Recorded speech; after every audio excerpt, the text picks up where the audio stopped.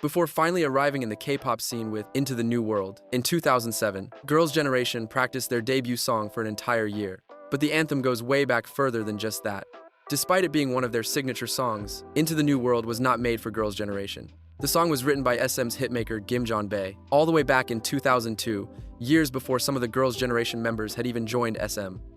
2002 was the year when the agency's first female group, s.e.s, disbanded. The members went their separate ways in December, leaving Milk and Shinvi from their subsidiary, Sid Kim Entertainment, as the only girl groups representing SM.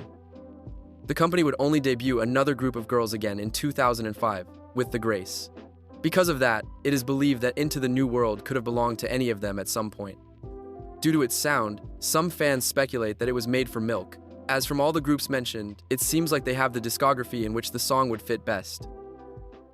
이 모든 옷이 각자의 주인이 있다고 하는 것처럼 이 곡도 저희가 나오기 7년 전에 이 곡이 나왔다고 만들어졌다고 하는데 저희 위에 선배님들 많잖아요. s.e.s, 뭐 천상지, 밀크, 신비 많았는데 돌고 돌아서 저희가 잠깐 나 소름. 내가 말하면 내가 소름.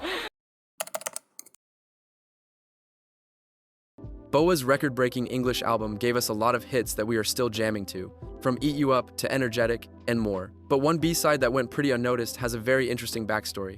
The fourth track on the record, titled Look Who's Talking, was written by none other than the princess of pop music herself, Britney Spears. She wrote the song for her 2003 album, In the Zone, but her agency at the time did not want to include it in the tracklist. The reason behind their decision could have been the song's lyrics, which are rumored to be a response to Cry Me a River, the controversial song that Britney's ex Justin Timberlake released in 2002, accusing her of being unfaithful to him. The song caused one of the biggest scandals the music industry has ever seen and transformed Britney into public enemy #1. As according to Justin's side, she was the one responsible for making the Hollywood dream couple break up, which led to her being bashed by the entire world. You've had a rough year. You've had a year that would test a lot of people. A breakup, this spasm of publicity about what happened from Mexico to London. It was pretty rough, yeah. Yeah, it's kind of weird. Ah, weird. Hello. Oh my goodness. Hello. Ew. Strong Britney. Yeah, it was a weird time. Britney famously responded to her ex-boyfriend with the self-written Every Time. Every Time is a ballad, also from In the Zone, where she apologizes for hurting her former partner. The lyrics of Look Who's Talking, however, could have gotten Britney in even more trouble. In it, Britney stands up and apparently calls out Justin's hypocrisy, as there were talks at the time that he was the one who cheated first. So many of her fans believe that her label released Every Time as a way of trying to repair Britney's reputation, and shelved Look Who's Talking to avoid even more controversy.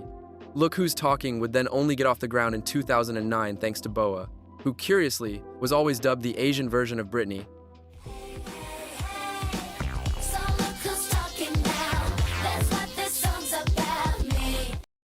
Several years later, Britney confirmed the old rumors through her memoir. She revealed that Justin had affairs with multiple women during their relationship, and broke up with her via text because he wanted to use her as ammunition for his first record. For 2 decades, she kept the truth hidden, probably at the wish of those controlling her life and career.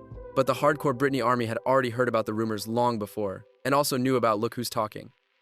In 2011, the track leaked in Britney's voice.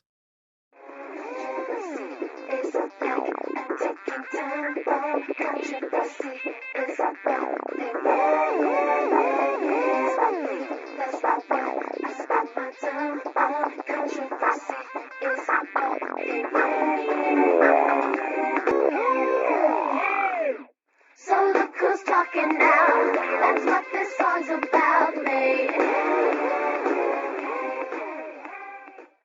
The leak led to many remixes mixing the voices of American and Korean pop music royalty together, bringing to life the collab that many are still dreaming about.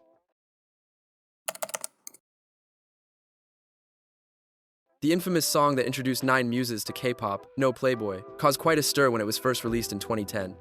The song was not well received by an expressive part of the public, despite the fact that it was created by one of K-pop's most renowned professionals, J.Y. Park.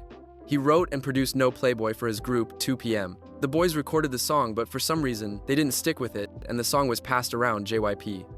For their first comeback after the legendary So Hot, Wonder Girls had to pick between No Playboy and Nobody to be their next release.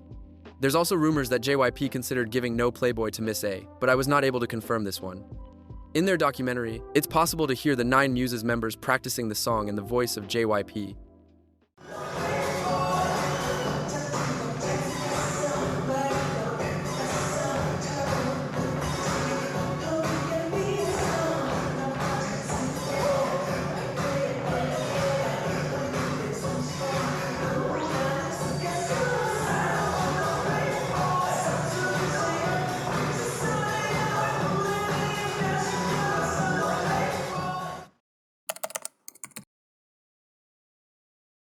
In the early 2010s, the legendary North American producer Teddy Riley, famous for his work with artists from the caliber of Michael Jackson, was trying to break into the Asian market.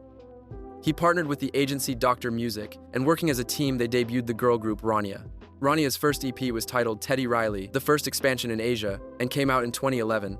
To serve as the EP's title track and debut song of RaNa, they chose the track Dr. Feel Good, which was recorded in both Korean and English. Dr. Feel Good was an old demo produced by Teddy that carries very sensual lyrics and provocative message.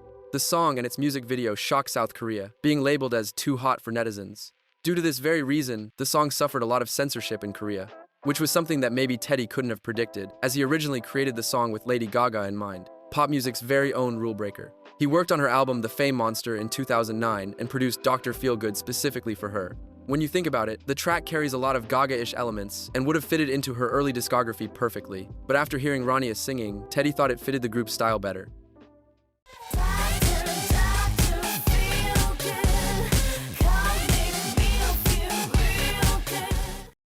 Unfortunately, Dr. Feel Good did not went very well on the charts, but eventually it became a sort of cult classic that many new fans know of, and a lot of them have no idea that it was made for one of the biggest artists of all time. RaNa was also set to debut in the USA, but the plans ended up being cancelled because Teddy's alliance with Dr. Music did not last very long.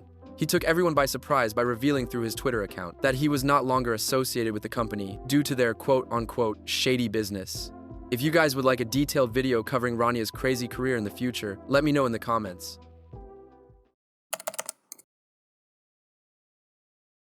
In May 2014, the worldwide superstar Ariana Grande decided to upload an old demo she had recorded in the past on her YouTube channel. She exclusively shared with fans an unreleased song titled Boyfriend Material, one of the first songs she started working on for her 2013 debut album, Yours Truly. When listening to it, fans noticed that it sounded oddly familiar to a song a K-pop group had already released. After being scrapped, Boyfriend Material was sold and ended up on the acclaimed record Pink Tape of FX, released in the summer of 2013. The song was officially named No More.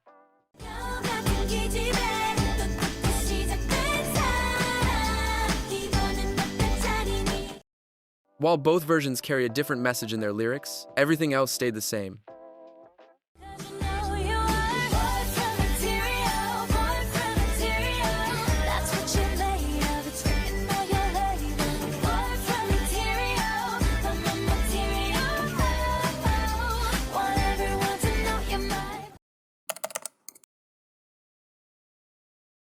While she was preparing for her English album, CL spent a lot of time in the studio. Her connections in the industry led to her being able to work with internationally renowned producers, including DJ Snake. Around 2016, she recorded his song, Let Me Love You, but because this was when CL was still under YG Entertainment, she was not allowed to hop on the release. In a previous video, I explained in detail how YG spent years boycotting her career, and why they even did that, and also talked about more scrapped releases.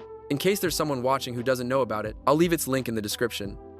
This was not the only release that YG blocked. In fact, CL's entire English album never saw the light of day. But Let Me Love You hurts a bit harder because, it turns out, DJ Snake released the song with Justin Bieber, and it became a smash hit worldwide.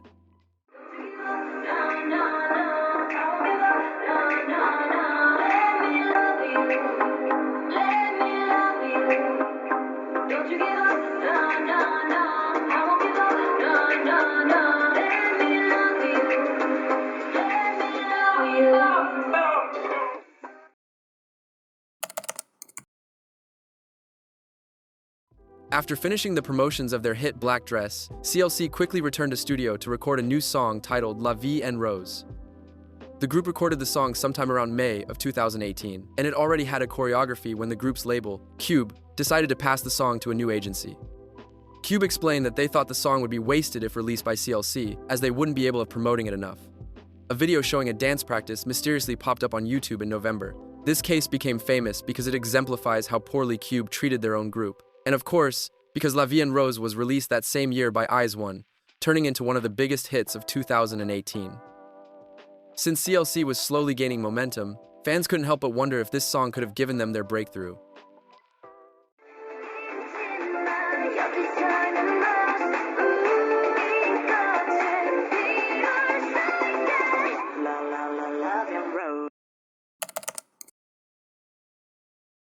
I know there are a lot of examples out there of songs that were made for one artist but ended up going to another, but I decided to introduce you to the topic with not such a long video to see your reaction. If you would like to see a part 2, or maybe for it to become a series here on the channel, let me know by clicking the like button, leaving a comment, and hyping the video. Thanks for watching. 180분 보아는 하나다. So cool.